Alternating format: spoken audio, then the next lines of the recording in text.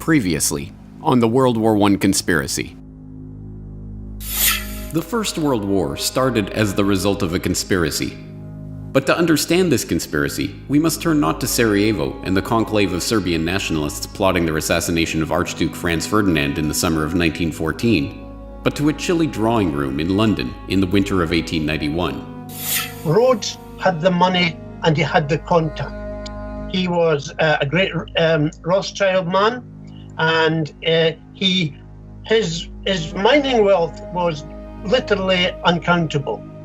The will contains the goal, and then by the time he dies in 1902, there's funding, there's a plan, there's an agenda, there's working groups.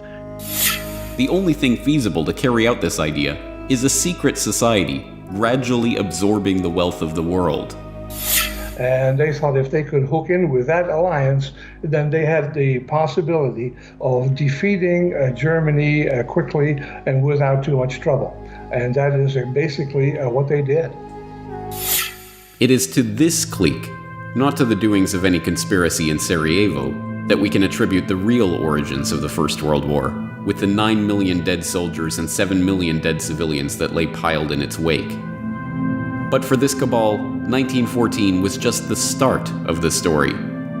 In keeping with their ultimate vision of a united Anglo-American world order, the jewel in the crown of the Milner Group was to embroil the United States in the war, to unite Britain and America in their conquest of the German foe. Across the Atlantic, the next chapter in this hidden history was just getting underway. And now, part 2 of the World War I conspiracy.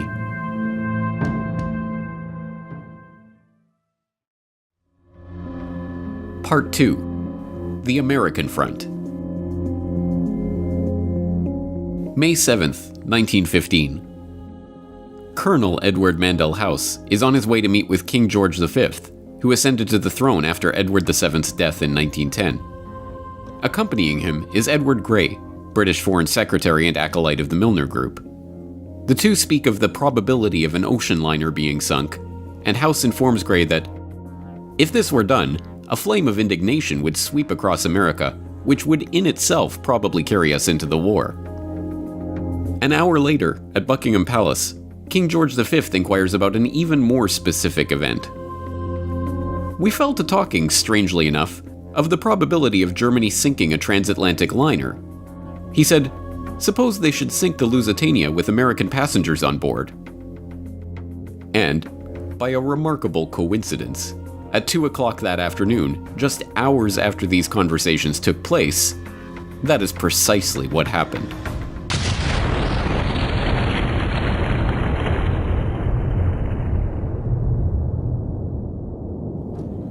The Lusitania, one of the largest passenger liners in the world, is en route from New York to Liverpool when it is struck by a torpedo from a German U-boat. She sinks to the bottom in minutes, killing 1,198 passengers and crew, including 128 Americans. The disaster, portrayed as a brazen, unexpected attack on an innocent passenger liner, helps to shift public opinion about the war in the US. To the average American, the war suddenly doesn't feel like a strictly European concern. Every aspect of the story was, as we now know, a deception.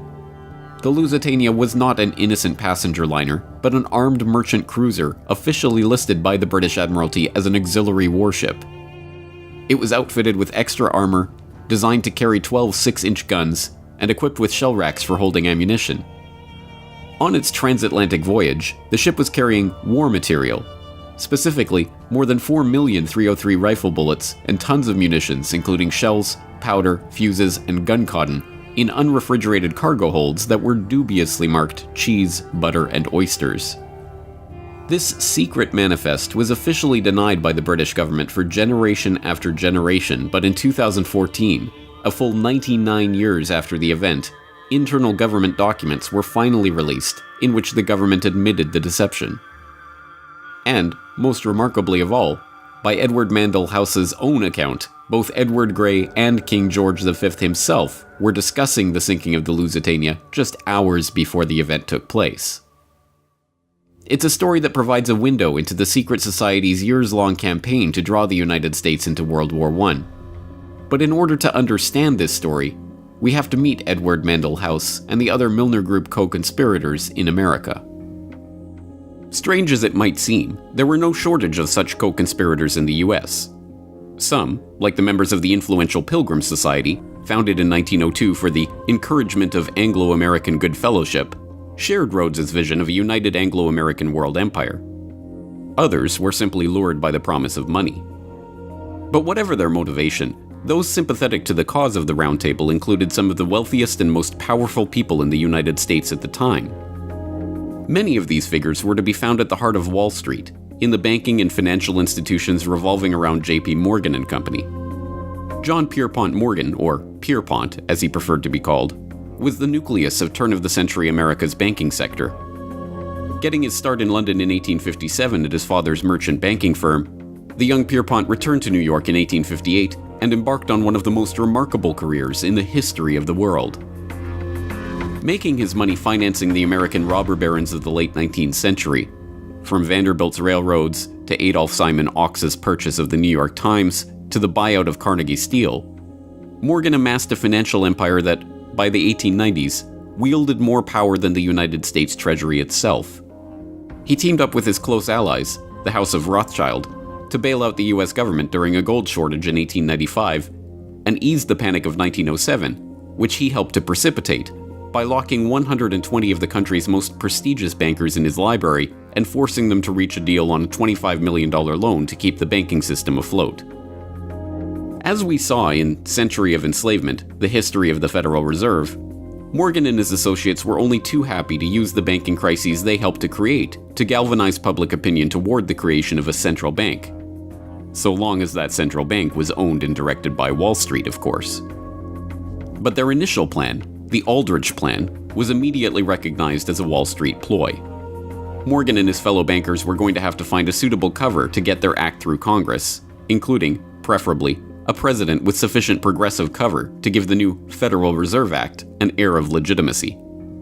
And they found their ideal candidate in the politically unknown president of Princeton University, Woodrow Wilson, a man who they were about to rocket straight into the White House with the help of their point man and Round Table co-conspirator, Edward Mandell House.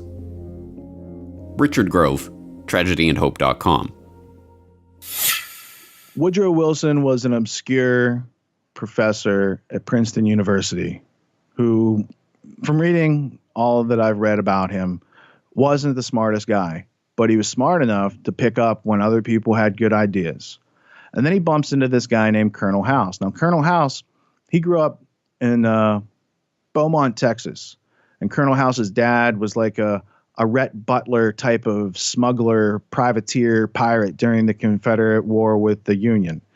So Colonel House, first off, he's not a colonel. It's just like a title he gave himself to make him seem more than he was. But he did come from a politically connected family in the South that were doing business with the British during the Civil War. So Colonel House, in the early 1900s, makes Woodrow Wilson his protege. And Colonel House himself is being puppeted by a few people in the layers of the Anglo-American establishment above him. And so we are left with the public persona of Woodrow Wilson, and here he is, and he's got this, this whole new Federal Reserve system that's going to come in during his administration, which was also kind of a precursor to getting America into the war.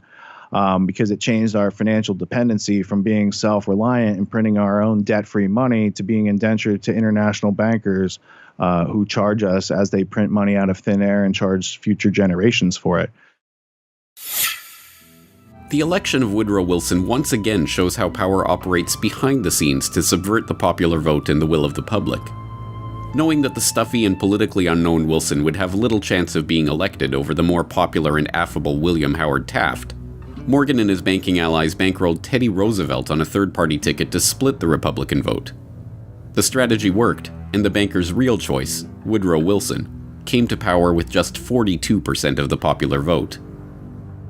With Wilson in office and Colonel House directing his actions, Morgan and his conspirators got their wish.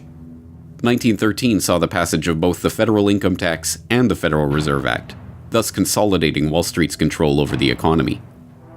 World War I, brewing in Europe just 8 months after the creation of the Federal Reserve, was to be the first full test of that power. But difficult as it had been for the Round Table to coax the British Empire out of its splendid isolation from the continent and into the web of alliances that precipitated the war, it would be that much harder for their American fellow travelers to coax the United States out of its own isolationist stance. Although the Spanish-American War had seen the advent of American imperialism, the thought of the US getting involved in that European war was still far from the minds of the average American. A 1914 editorial from the New York Sun captures the sentiment of most of America at the time of the outbreak of the war in Europe.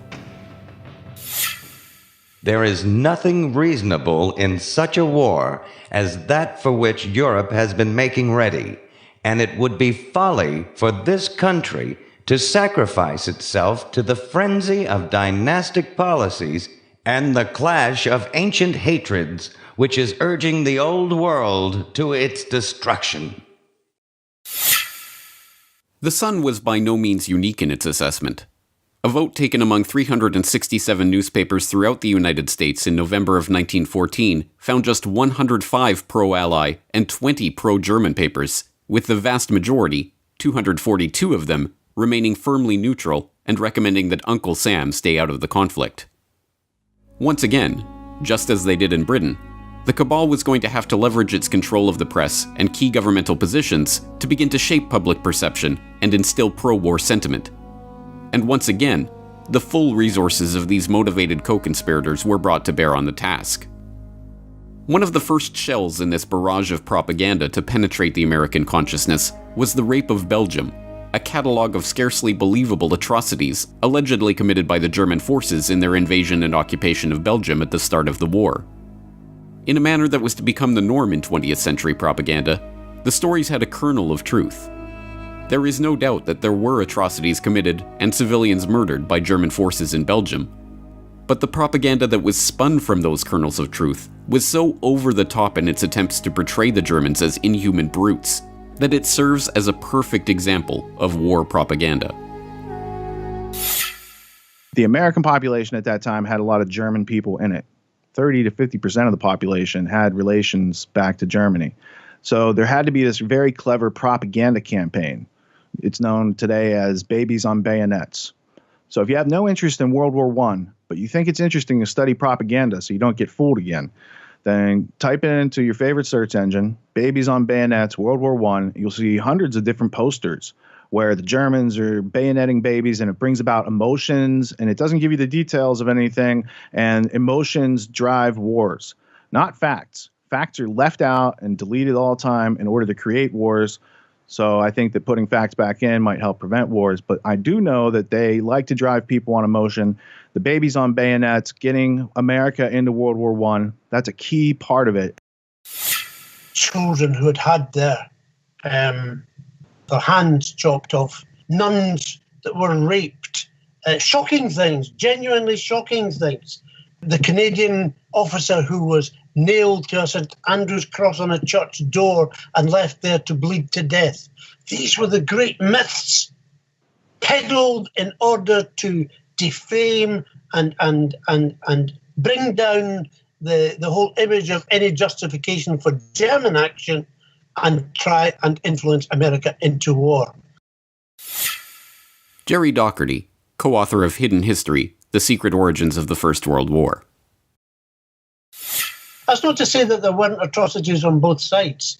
War is an atrocious event, and there are always victims, absolutely. And I offer no justification for it. But the lies, the unnecessary abuse of propaganda, even when in Britain they decided that they would put together the definitive volume of evidence to present it to the world, the person they asked to do this just so happened to have been former British ambassador to the United States and a man called Bryce, who was very well liked in the States. And his evidence was published and put forward, and there were screeds of stories after stories. But then later it was discovered that, in fact, the people who took the evidence hadn't been allowed to speak to any of the Belgians directly, that in fact what they were doing is they were listening to a middleman or agents who had supposedly taken these stories, and when one of the official committee said, "Well, hold on, can I speak to can I speak to someone directly?" No. He resigned. He wouldn't allow his name to be put forward with the and that's the extent to which, this is false history. It's not even acceptable to call it fake news. It's just disgusting. The campaign had its intended effect. Horrified by the stories emerging from Belgium, stories picked up and amplified by the members of the Round Table in the British press, including the influential Times and the lurid Daily Mail, run by Milner ally Lord Northcliffe, American public opinion began to shift away from viewing the war as a European squabble about an assassinated Archduke, and toward viewing the war as a struggle against the evil Germans and their sins against civilization. The culmination of this propaganda campaign was the release of the report of the Committee on Alleged German Outrages, better known as the Bryce Report, compiled for His Britannic Majesty's government and presided over by Viscount James Bryce, who, not coincidentally, was the former British ambassador to America and a personal friend of Woodrow Wilson. The report was a sham, based on 1,200 depositions collected by examiners who had no authority to administer an oath. The committee, which was not allowed to speak to a single witness itself, was tasked merely with sifting through this material and deciding what should be included in the final report. Unsurprisingly, the very real atrocities that the Germans had committed in Belgium, the burning of Louvain, Andenne, and Dinant, for example, were overshadowed by the sensationalist and completely unverifiable stories of babies on bayonets and other acts of villainy. The report itself, concluding that the Germans had systematically and premeditatedly broken the rules and usages of war, was published on May 12, 1915, just 5 days after the sinking of the Lusitania. Directly between these two events, on May 9, 1915, Colonel House, the man who Wilson called his second personality and his independent self, wrote a telegram which the president dutifully read to his cabinet and was picked up by newspapers across the country. America has come to the parting of the ways when she must determine whether she stands for civilized or uncivilized warfare. We can no longer remain neutral spectators.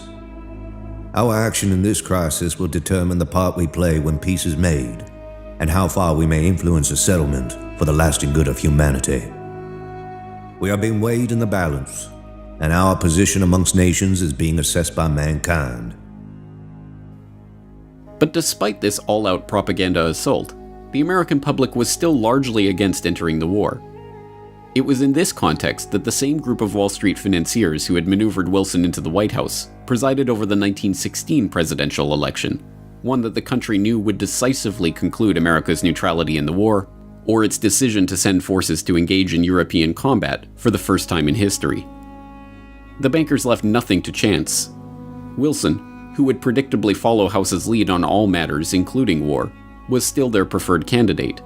But his competitor, Charles Evan Hughes, was no less of a Wall Street man. Hughes's roots were as a Wall Street lawyer.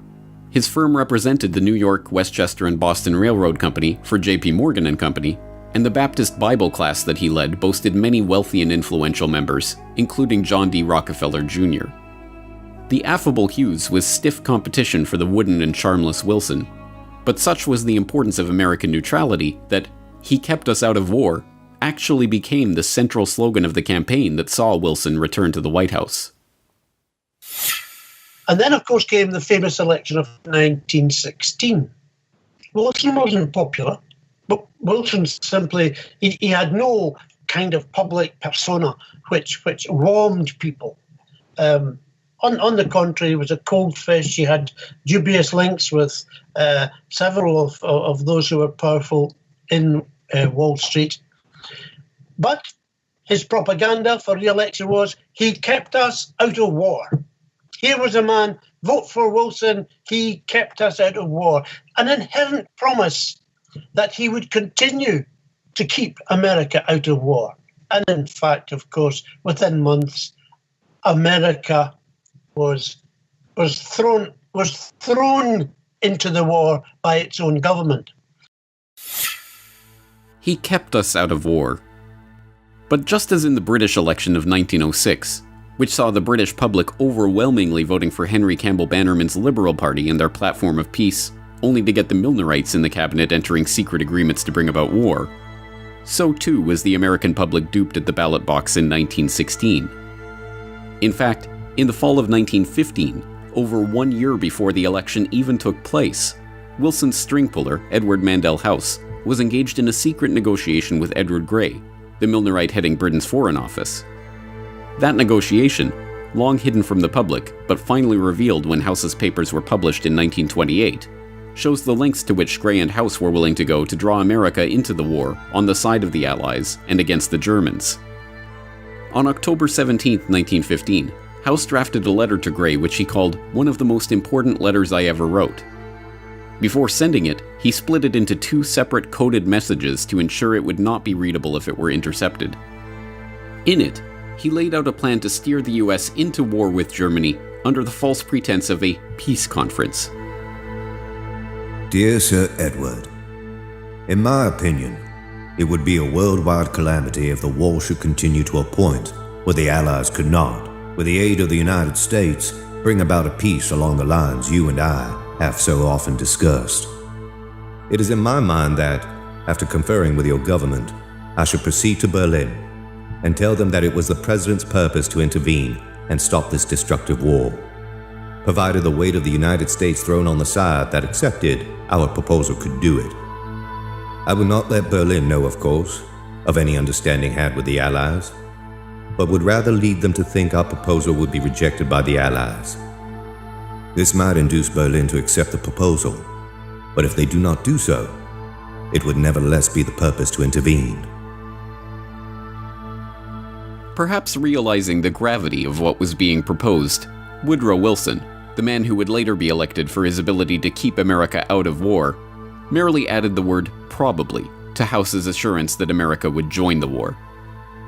The negotiations for this plan continued throughout the fall of 1915 and winter of 1916. In the end, the British government balked at the proposal because the thought that the Germans might actually accept peace, even a peace of disarmament brokered by the US, was not enough. They wanted to crush Germany completely, and nothing less than total defeat would be sufficient. Another pretense would have to be manufactured to embroil the US in the war. When, on the morning of May 7, 1915, House assured Grey and King George that the sinking of the Lusitania would cause a flame of indignation to sweep across America, he was correct. When he said it would probably carry us into war, he was mistaken. But in the end, it was the naval issue that eventually became the pretext for America's entry into war. The history books of the period, following the familiar pattern of downplaying Allied provocations and focusing only on the German reactions, highlight the German policy of unrestricted submarine warfare which led to the downing of the Lusitania. The practice, which called for German U-boats to attack merchant ships on sight, was in contravention of the international rules of the sea at the time and was widely abhorred as barbaric. But the policy was not instituted out of any insane bloodlust on the part of the Kaiser. It was in response to Britain's own policy of breaking international rules of the sea. At the outbreak of war in 1914, the British had used their position of naval superiority to begin a blockade of Germany. That campaign, described as one of the largest and most complex undertakings attempted by either side during the First World War, involved the declaration of the whole of the North Sea as a war zone. As a so-called distant blockade, involving the indiscriminate mining of an entire region of the high seas, the practice was in direct violation of the Declaration of Paris of 1856. The indiscriminate nature of the blockade, declaring the most basic of supplies like cotton and even food itself to be contraband, was a violation of the Declaration of London of 1909. More to the point, as an attempt to starve an entire country into submission, it was a crime against humanity. Eventually reduced to a starvation diet of 1,000 calories per day, tuberculosis, rickets, edema, and other maladies began to prey at those Germans who did not succumb to hunger. By the end of the war, the National Health Office in Berlin calculated that 763,000 people had died as a direct result of the blockade. Perversely, the blockade did not end with the war. In fact, with Germany's Baltic coast now effectively added to the blockade, the starvation actually continued and even intensified into 1919. Faced with protestations from the Austrian ambassador about the illegality of the British blockade, Colonel House, now America's de facto president, merely observed, "He forgets to add that England is not exercising her power in an objectionable way, for it is controlled by a democracy." This double standard was not the exception, but the rule when it came to those in America's East Coast establishment who were hungry to see the US join the Allies on the battlefields of Europe. As historian and author Ralph Raico explained in a 1983 lecture, it was these double standards that led directly to America's entry into the war. The Wilson administration now takes the position which will ultimately lead to war. The German government is to be held strictly accountable for the death of any Americans on the high seas, regardless of circumstances. The Germans say, well, let's see if we can live with this, as long as you're willing to put pressure on the British to have them modify their violations of international law. That is, they're placing a food on the list of contraband materials, which had never been done before. The British, as you know, take your merchant ships off the high seas on the way to Rotterdam, because they say anything that goes to Rotterdam is going to go to Germany. So they take American ships off the high seas. The British have put cotton on the list of contraband, confiscating these materials. They interfere with letters going to the continent because they think there's military intelligence possibly involved. The British are imposing in many ways on Americans. So if you hold them responsible, we'll behave ourselves as far as submarines go. This was not to be the case. And the attitude of the Americans towards British violations of neutral rights were quite different. One reason is that the American ambassador to London, Walter Hines Page, was an extreme Anglophile. One time, for instance, he gets a message from the State Department saying, tell the British they have to stop interfering with American mail shipments to neutral ports. And the American ambassador goes to the British Foreign Minister, Edward Grey, and says, look at the message I've just got from Washington. Let's get together and try to answer this. This was his attitude. The British were never held to the same standard as the Germans. At home, Theodore Roosevelt, who in previous years had been a great friend of the Kaisers and a great admirer of Germany, now says we have to get into this war right away. Besides that, there's a campaign for preparedness, for building up the American Army, the American Navy, drilling American citizens in combat techniques. There's a kind of hysteria, really, that travels over the country, considering that there's, at this time, certainly, no chance of some kind of immediate threat to the United States. And people like Roosevelt and Wilson begin talking in a very unfortunate way. Wilson says, for instance, in America we have too many hyphenated Americans. Of course he meant German Americans, Irish Americans. And these people are not totally loyal to our country. Already scapegoats are being looked for, and public opinion is being roused. In January, this diplomatic negotiation, the exchange of memos goes on for the next few years. In January of 1917, the Americans, not having been able to budge the British in the least on any British violation of American rights, the British blockade intensifying, the Germans really feeling hunger. In a very literal sense, especially the people on the home front. The Kaiser is persuaded by his admirals and generals to begin unrestricted submarine warfare around the British Isles.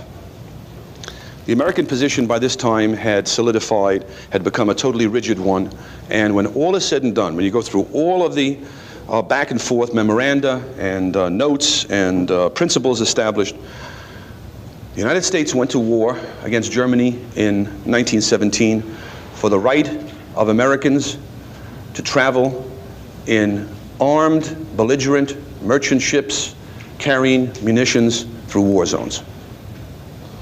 Wilson's position was that even in that case, the Germans simply had no right to attack the ship, as long as there are Americans on the ship. Shall I repeat that? Armed, belligerent, that is to say English, armed English merchant ships carrying munitions could not be fired upon by the Germans as long as there were American citizens on board. And it was for the right of Americans to go into the war zone on such vessels that we finally went to war.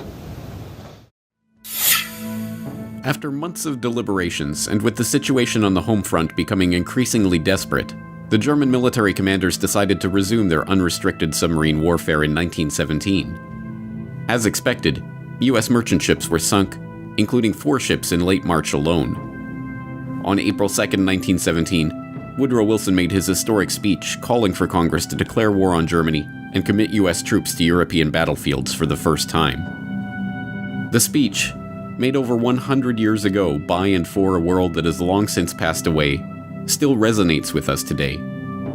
Embedded within it is the rhetoric of warfare that has been employed by president after president, prime minister after prime minister, in country after country, and war after war, right down to the current day. From it comes many of the phrases that we still recognize today as the language of lofty ideals and noble causes that always accompany the most bloody and ignoble wars. With a profound sense of the solemn and even tragical character of the step I am taking, and of the grave responsibilities which it involves, but in unhesitating obedience to what I deem my constitutional duty, I advise that the Congress declare the recent course of the Imperial German government to be, in fact, nothing less than war against the government and people of the United States. The world must be made safe for democracy. Its peace must be planted upon the tested foundations of political liberty. We have no selfish ends to serve. We desire no conquest, no dominion. We seek no indemnities for ourselves, no material compensation for the sacrifices we shall freely make. We are but one of the champions of the rights of mankind. We shall be satisfied when those rights have been made as secure as the faith and the freedom of nations can make them.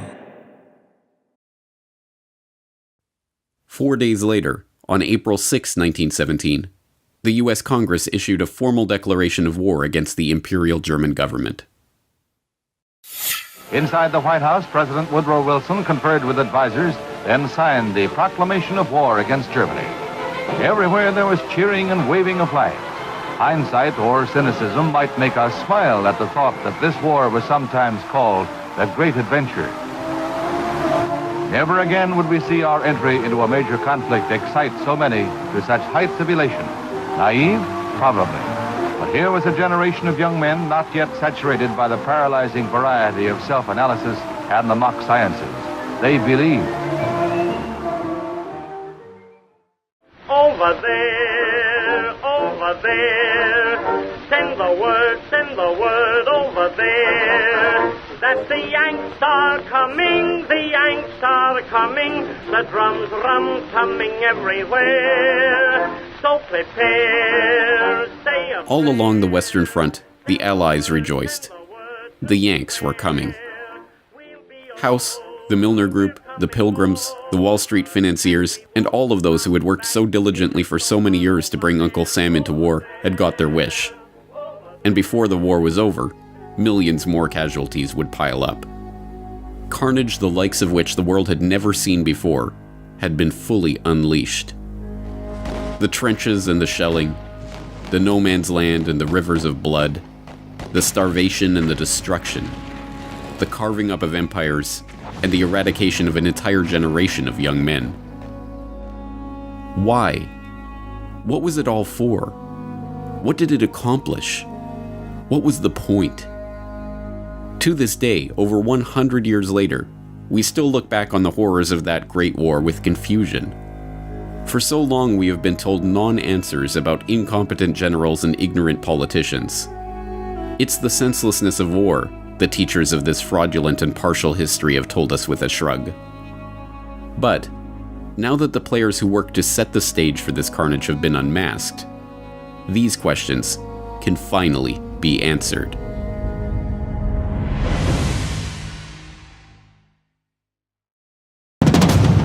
Next time on the World War I Conspiracy. War is an instrument of massive change. We know that. Through glasses, we can see men maddened, men covered with earth and blood, falling one upon the other. Why is to bring about, I suspect, a plan to control world society in which you and I won't find the freedoms to believe and think and do as we believe. The population of Europe was enormously greater than it had ever been before.